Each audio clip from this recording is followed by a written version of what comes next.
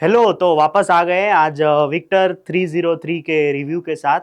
और इस फिल्म के लिए हम बात करें तो ये फिल्म काशी राघव के साथ ही आई थी, जिसके लिए हम सब लोग हमेशा कोई बड़ी फिल्म होती है तो उसमें हमारा एक पर्टिकुलर स्टार्स का ग्रुप डालता है कि प्लीज़ क्लैश मत कीजिए, गुजराती इंडस्ट्री के लिए क्लैश अच्छा नहीं है। इस फिल्म के लिए हो या फिर पहले जो क्लैश हुआ ग्रेट गुजराती मैट्रिमनी, शासन और जो लट्ठा सदन का, उसमें भी कोई ने किसी ने कुछ नहीं बोला कि क्लैश हो, होने दो, भले हो फिल्म फ्लॉप। तो ये एक इंडस्ट्री की मेंटालिटी की बात है कि ये भी हमारी फिल्म है तो कोई क्यों स्टोरी में बात नहीं कर रहा है। खैर कोई बात नहीं।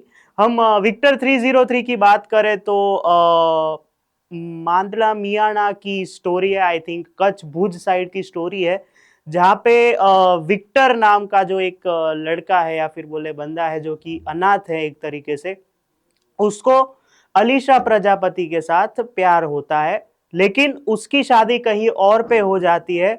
शादी के दिन वो एक तरीके से अगर आप देखो तो वो क्या करता है कि वो उसकी शादी में भंग डालता है और वो जो पटाखे वटाखे फोड़ता है मंडप में जगह पे।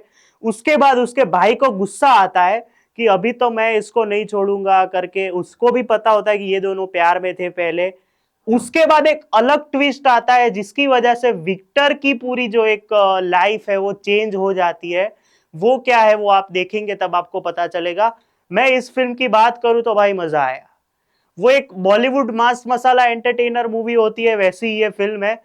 कुछ एक दो जगहों पे फिल्म लैग होती है थोड़ी सी, स्पेशली क्लाइमेक्स में और एक कैरेक्टर के रिलेटेड, जिसकी हम बाद में बात करेंगे। लेकिन यही बात है लास्ट में कि ये लोग अचानक से जो कैरेक्टर डेवलप होना चाहता है तो वहां पे कुछ एक रैंडम सीन आ जाता है। तो पहले हम ऐसा करते हैं कि पहले नेगेटिव पॉइंट्स की बात कर लेते हैं, क्योंकि आज पॉजिटिव ज्यादा है, कल नेगेटिव ज्यादा थे। नेगेटिव सीन जो नेगेटिव पॉइंट जो पहला ये है कि जो इन्होंने जो पैरेलली स्टोरी दिखाई है ना जगजीत सिंह वाधेर और चेतन धानानी के साथ, वो पूरी फिल्म में इतनी फ्लुएंटली चलती है कि कहीं पे भी आपको नहीं लगता कि चलो ये पैरेलली चल रही है तो मजा आ रहा है। लेकिन जब क्लाइमेक्स आता है तो उसमें इनको पता नहीं क्या जल्दी हो गई, तो चेतन धानानी को कैरेक्टर को अचानक से जल्दी जल्दी करवा दिया।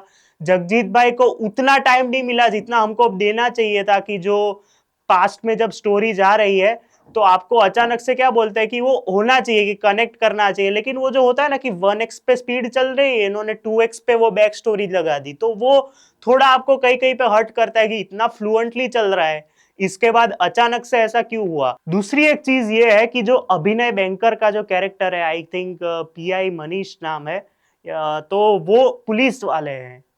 उनका इस फिल्म में एक इंपॉर्टेंट रोल है, मैं इतना ही बताता हूं। लेकिन वो पहले जब आते हैं तो उसके बाद जब वो एक बड़ा खुलासा होता है, उसमें आपको एक बड़ा सवाल ये आता है कि यार ये पुलिस वाले अगर हैं, जो जिन्होंने देखी है वो समझ जाएंगे, जिन्होंने नहीं देखी है वो शायद नहीं समझेंगे कि वो पुलिस वाले जो थे, वो जो पुलिस वाले हैं वो कैसे बने। जब उनकी उनकी बैक स्टोरी थोड़ी सी दिखाई जाती है हमें, तो उसके बाद की पूरी सफर में उनकी भी एक सफर दिखानी चाहिए थी कि वो पुलिस वाले कैसे बन गए।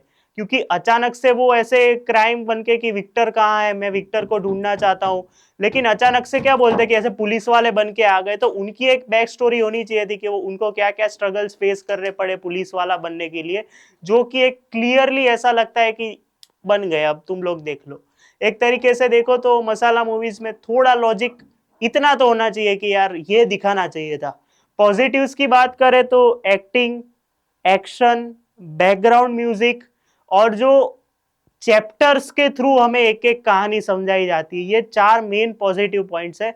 एक्टिंग की बात करें तो जगजीत बापू ने तो यार मतलब वो जो एंट्री सीन में वो जिस तरह से ऐसे करके आते हैं और जिस तरह से वो सिगरेट के साथ वो जो बॉम्ब फेंकते हैं ना, वो उधर ही उनका एंट्री सीक्वेंस पैसा वसूल था। उनके हाथ में जितना भी एक्शन आया है उन्होंने बढ़िया किया है। और जब भी वो जो उनके जो बाल हैं वो जैसे ही आगे आके वो जिस तरह से आंखों से देखते हैं ना, प्लस जब वो नक्सराज को एक तरीके से बॉटल फेंकते हैं और जिस तरह से वो हिल जाता है और जिस तरह से वो मतलब वो रिएक्शंस में हो, एक्टिंग में हो, एक्शन में हो, प्लस जहां पे रोमांटिक सीन में वो जो एक टोन डाउन हो जाती है उनकी, मैं कह रहा था एक टोन डाउन हो जाती है उनकी, सॉरी वो पीछे थोड़ा आवाज आ रहा है, तो एक टोन डाउन होके वो जिस तरह से बात करते हैं अपनी प्रेमिका से, तो वो देखने में मजा आता है। तो जगजीत भाई ने बहुत इंप्रेसिव काम किया है और आई होप कि वो इससे भी आगे बढ़ के, ऐसी फिल्में तो है ही लेकिन अलग अलग जॉनर्स ट्राई करते रहे। दूसरी अगर हम बात करें तो वो है अंजलि बारोट की, तो उनकी रेंज हमें चबूतरो मूवी से ही पता चल गई थी कि वो अलग अलग रोल्स कर सकती है। फिर वो चबूतरो हो, जिन्होंने स्कैम 1992 देखा है उनको तो पता ही है, चबूतरो, शासन, अब ये, तो उनके लिए वो जॉनर स्विच करना कहीं कहीं पे इजी हो जाता है। इमोशनल सीन्स में वो बहुत अच्छी है। फिर वो जो क्यूट रोमांटिक कॉमेडी सीन्स है इसमें उनके रिलेटेड, उसमें उनका काम बहुत अच्छा है। एक सीन में जहां पे जो मेन विलन है, जो मैं बताऊंगा नहीं कौन है, वो उनके ऊपर जब ऐसे दारू निकालता है, उसमें उनके जो रिएक्शंस है, तो वो हर एक एक्सप्रेशंस में, हर एक एक्टिंग वाइज बहुत बढ़िया तरीके से इवॉल्व कर रही थी इस फिल्म में। और मैं चाहूंगा कि उनको भी नेक्स्ट मूवीज में हम एक एक करके देखें, जिस तरह से हमने चबूतरो और शासन में देखा। तीसरी बात करें जिन्होंने मुझे बहुत इंप्रेस किया, वो है नक्शराज, जिनका अभी वो गाना भी वो पंखा फास्ट 6 करके आया था।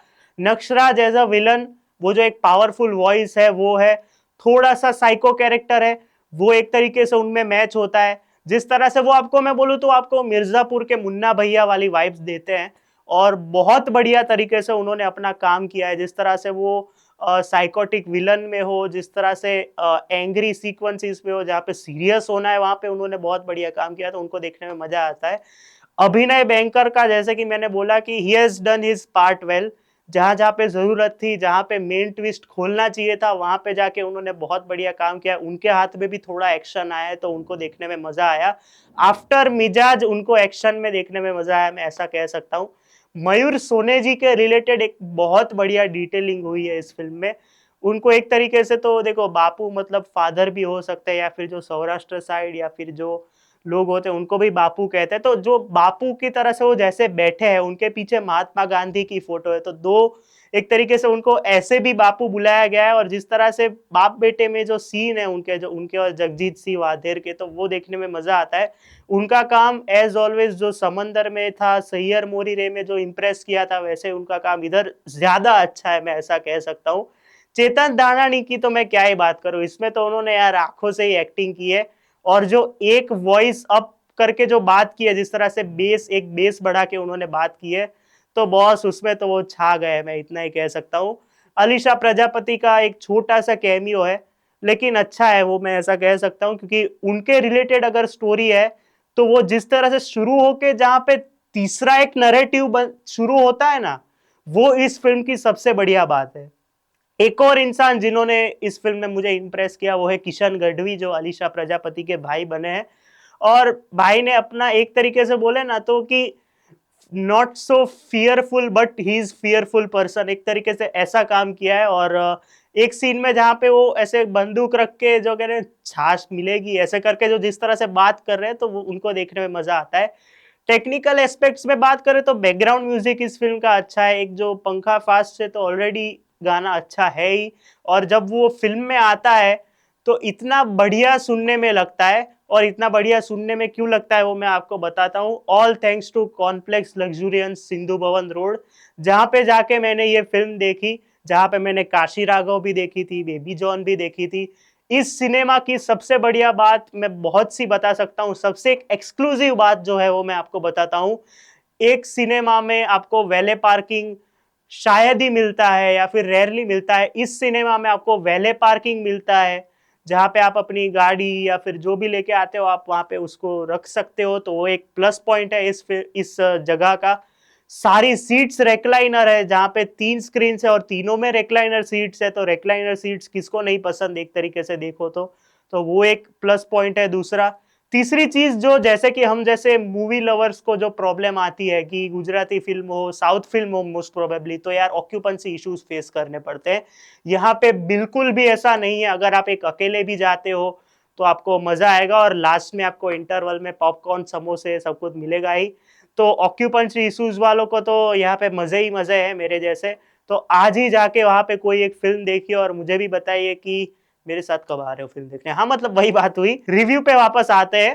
तो एक एक जो चैप्टर वाले सीन्स है ना, कि चैप्टर 1, चैप्टर 2, चैप्टर 3, जहां पे इंटरवल एक परफेक्ट टाइम पे होता है, चैप्टर वाइज जो दो नैरेटिव्स चल रहे हैं, उसमें एक चेतन धानानी का पैरेलली उन्होंने अटैच किया, जो कि एक बढ़िया चीज की।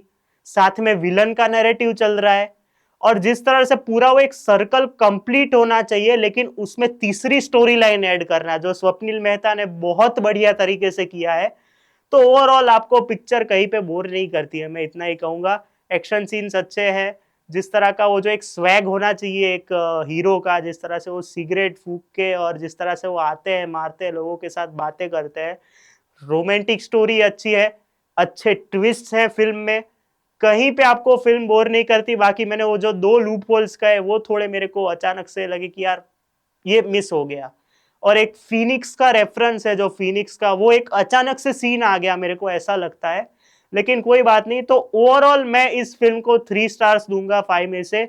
एंजॉयबल एंटरटेनिंग फिल्म है, आप जाके देख सकते हैं आप अपने परिवार के साथ। और प्लीज कॉम्प्लेक्स में जाके आप फिल्म देखिए।